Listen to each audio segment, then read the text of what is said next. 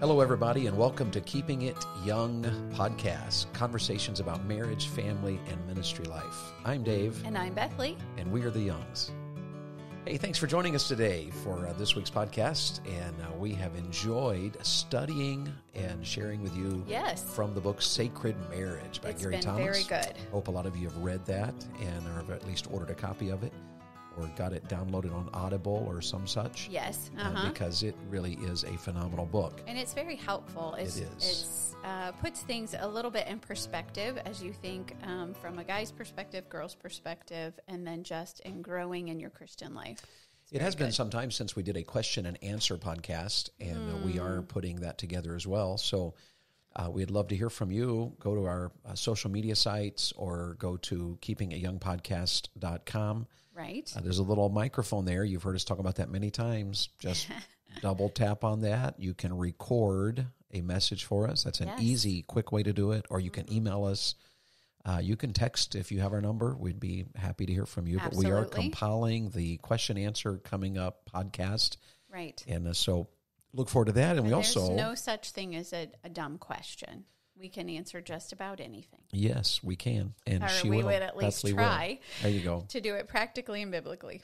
And we wanted to remind you again about our couples conference, the Couples Prayer Advance 2022. / Keeping It Young Meet and Greet. There you go. And remember, the dates are coming right up in October.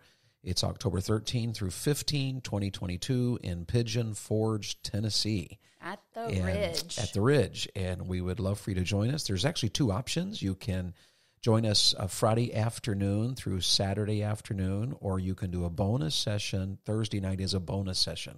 And the music is going to be phenomenal. It always is. Our good friends, the Vaughns, Dan and Holly Vaughn, their family will be joining us to help with music and others.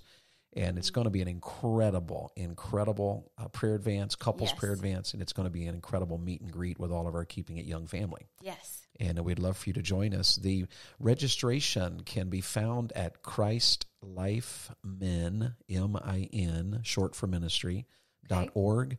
And if you go on there and look up the Couples Prayer Advance, you can find the Couples Prayer Advance registration. We'll also be putting that link on our Instagram site, on our Facebook, on our Twitter, and also on our webpage. Yes. So be looking for that, and go ahead and get registered. I hope we'd love to see several hundred of you. Absolutely. It would be an exciting thing. And if we can serve you during that time, that would certainly be a blessing as well. There'll be a cost for the registration, and then you'll be on your own for meals and accommodations. But Gatlinburg has a plethora. Yes. And Pigeon Forge. So it'll be an exciting, you can stay wonderful anywhere time. Your little heart desires. I know they have the cabins you can rent, or they have beautiful hotels. And if you're into camping and tents, I suppose you could do that. But my wife will not be doing that because she is not really into that. I'm not. Her idea of camping involves a Holiday Inn Express.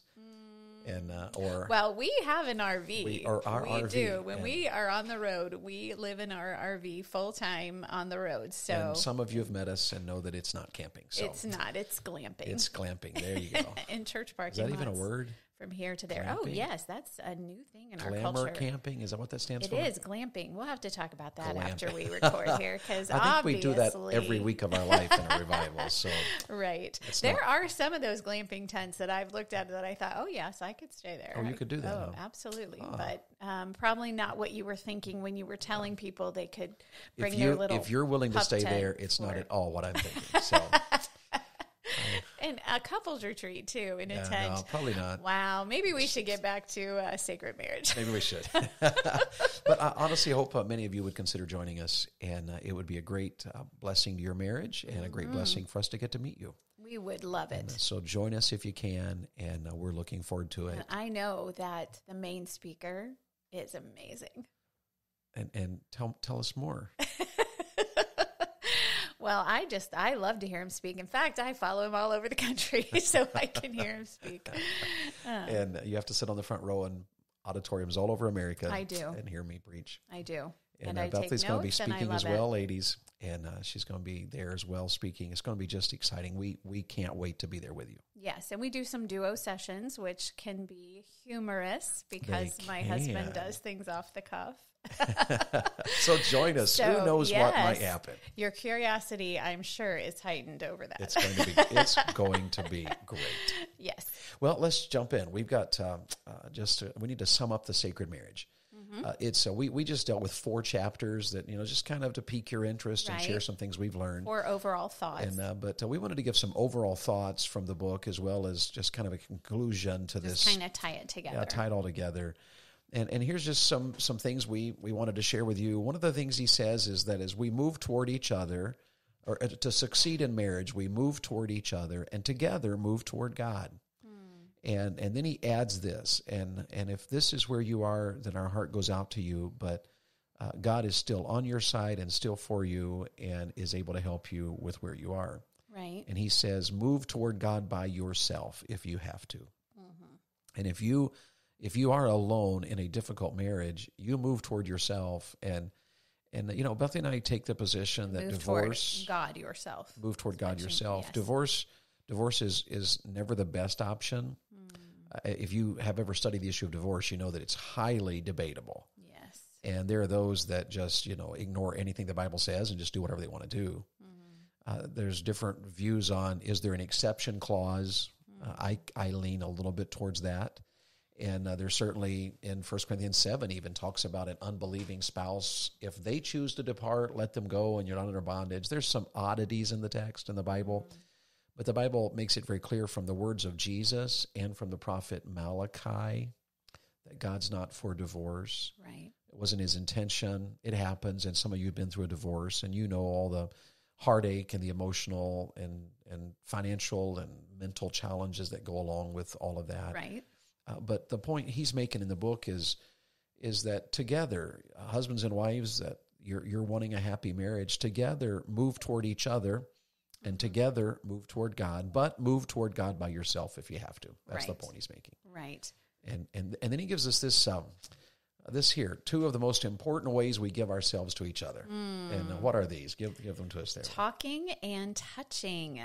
And that's so simple, isn't it? It really is. After all the things he wrote in the book. Right. It's all very deep and theological, and you have to sit there sometimes and ruminate in it. And examine and your own life. let it sink down in your soul. Yes, and you're examining yourself for sin, and you're trying to develop that attitude of humility and repentance, and then it comes down to the 2 most important ways you can affect your marriage are by touching and talking. And that's so elementary and yet so profound. It's very important. And what he calls it is giving the gift of ourself. Yes. That's what he calls it. And then he adds to that an explanation of that in which he says the refusal to give the gift of self can sometimes be malicious in a marriage. And that's true, isn't it? We've seen that. Yes. And he does point out that sometimes it just happens, how do you say the word, unconsciously? Yes. We just wake up one day and realize that we've been so busy, we haven't invested in the relationship.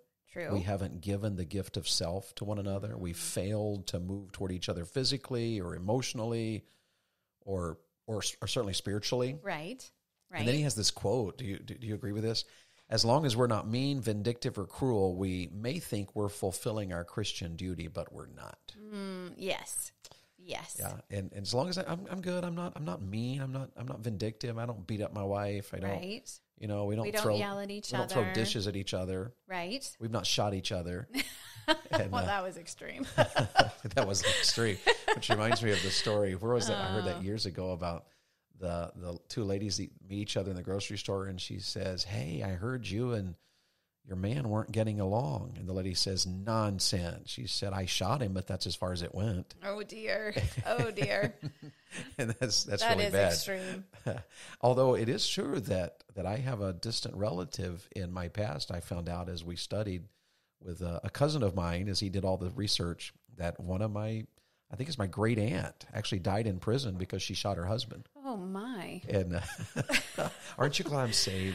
Goodness, those Tennessee mountain people. Got a point there. But the point he makes here about giving the gift of self is pretty amazing. Well, just back to that thought that there are couples who, could we just put it, float along in marriage, and they think, we're fine. Yeah. We're totally fine. There's nothing that I'm doing that's against him. I don't berate him. I don't nag him. And maybe he's like, maybe I work a lot, but I'm not mean to her. I give her, money every week so she can buy groceries. Everything's fine. But it is true that we are being cruel to each other, or as the author says, malicious, when we are not taking the time to touch and to talk. Yeah. And it can happen unconsciously too. It can. Mm-hmm. So let's just be practical about that. Yes. What would you say to our audience about how do you make that practical? How do you move toward each other with giving the gift of self when it involves talking and touching? Well, just like we just talked about, how that you can pretty much think you're in a good marriage without touching and talking, or it can just unconsciously happen. Mm-hmm. It usually, say that better, happens usually unconsciously because we are busy. So I would say it takes being intentional, and it takes time. Sure. Intentional and time. Yes. What else do you think would cause us? Busyness is one of the things that distracts us from talking and touching. Are there others that come to your mind? Well, we talked about earlier in the episodes about loving each other, honoring each other, learning to develop a better prayer life by working on our marriage, and by keeping our sin account short, because we need to focus on our own sin in order to grow our marriage. If we're not doing those things, if we're not learning to love in every season, if we're not learning to give honor and grace to one another, if we're not learning to grow in our prayer life, if we're not learning to keep our sin account short, then the touching and the talking is going to be hard. Yeah. And for you guys that are listening, I would say to you that the talking and the touching is something that you have to determine to do. You have to be intentional. Absolutely. And as a husband, one of the things you could do in giving the gift of self, some of you guys work such long hours, and I know many of you men will tell me you listen on the way to work, or you listen on the way home from work. And when you work long hours and life is busy and you're tired, it sometimes is the first thing you let go is you let go the marriage relationship, because it's the safe one. You have to talk to your boss. You have to talk to your employees. True. But sometimes you can think, well, my wife loves me, and so I don't have to talk now. I'm home and I don't have to. True. But you have to be intentional, and you have to take the time to say, no, my marriage needs me. Yes. And if my marriage needs me, then I have to give the gift of myself. I have to set aside time to talk. Right. And I was thinking about, even with our children, one of the things that we did through all the years of revival work is we kind of put our kids on like a second shift mentality. In the sense that our kids never had we're always shocked when we meet people and their kids go to bed every night by 9 o'clock. Or by 7:30 or 8. Yes. For some people, it's like, we've had people tell us, well, we won't be back to the revival because our children's bedtime is 7:15 and they cannot miss their bedtime. And I don't know if they're always hard and fast about that. I've noticed that some families will make major exceptions for sports, but not for a revival service. True. And that's a whole nother podcast. And spoken like a true evangelist there. But one of the things I noticed with our kids, even that intentional, the service is over. Let's go back to the RV. Right. And then we get a snack, or sometimes we even have a late meal. Yes. And that talking time with the kids was huge. Those were fun times. And it still is with Charity. Yeah, and she always wants to talk late into the night. And we're getting that age to where, we are getting sleepy. And she's our entertainment in the evening. Who needs a TV? Just when you're in your 50s, have a 13-year-old. Yeah, she's 13. And she'll keep you entertained. But that talking and touching are huge in our culture and in our marriage. Yes. And so it does that for you men. Family. You have to think it through, and as a couple, just be practical about it. When you're walking together, hold hands. That's touching. And if you're shopping, was it Red Skelton said, when you go shopping with your wife, hold her hand, otherwise she will buy stuff. And and that's going a wrong direction. But talking and touching are important. Right. You have to be intentional. And you just spoke from the man's point of view of how that you come home from work, you're tired, you really just want to relax and not have to listen or engage in a conversation. From a wife's perspective, I remember those years of all the babies that were coming, one right after the other. And a young wife can feel, can I say it this way, touched out. She has been touched all day. Maybe she's nursing a baby. Maybe she has a little one who's teething, and so she's had to hold him all day. Maybe she has a clingy toddler. She just has been drooled on, touched, had sloppy kisses given to her all day Maybe long. Even thrown up on or other things. Yes. And so she's just, when the babies go to bed, she's just done. Don't touch me. Just give me my space. But I love that Mr. Thomas puts it in the aspect of giving the gift of yourself. That touching and talking is giving the gift of yourself, because your husband may need to touch you. He may need you to touch him. And we often get the selfish view of, I have been touched all day long. I really would like you to not touch me right now. Alone. But in a marriage, it is worth it to give the gift of yourself, to give the gift of touch to your husband, and the gift of a conversation to your husband. Once those babies all go to bed, maybe your husband's gotten a little nap and he's ready to talk. And you just want to veg on social media, turn it off, put your phone down, have a conversation, because the gift of yourself is very important. And I would think that this would cue us right into how that our culture is not about the giving of self. Not at all. No. And social media is about sharing and connecting, we're told. But what social media has a tendency to do, social media has a tendency to do. We both are struggling there with great, that sound. Yeah, but what it has a tendency to do is actually separate us from real life touching and talking. Yes, it's a fake connection. It is. And the more we see that, Gary Smalley even acknowledges, Gary Thomas in this book, wrong author. How many books are you reading right now? Too many. But Gary Thomas actually says in this book that sometimes a husband, the gift of self from a husband's perspective is being aware. That, you know what, my wife has, it's not personal. It's not that she hates me. It's not that she's just refusing to be a wife to me. No, I understand there were times that, no, you really were touched out. And yes, would there be times I'd want to be together when you just could not? And instead of taking that personally and getting all upset, it was an opportunity for me to serve you. Yes. And when the two of us together in a marriage are conscious of the other, yes, we're aware of the needs of each other, and we're willing to continually take the steps toward one another. That's right. what he's calling here, taking steps toward one another, and then together taking steps toward God. Yes. That really does make a huge thing. It does. The conclusion of his book is just so powerful in that regard. It is. I was just thinking of an example of I was talking about being touched out as a young wife.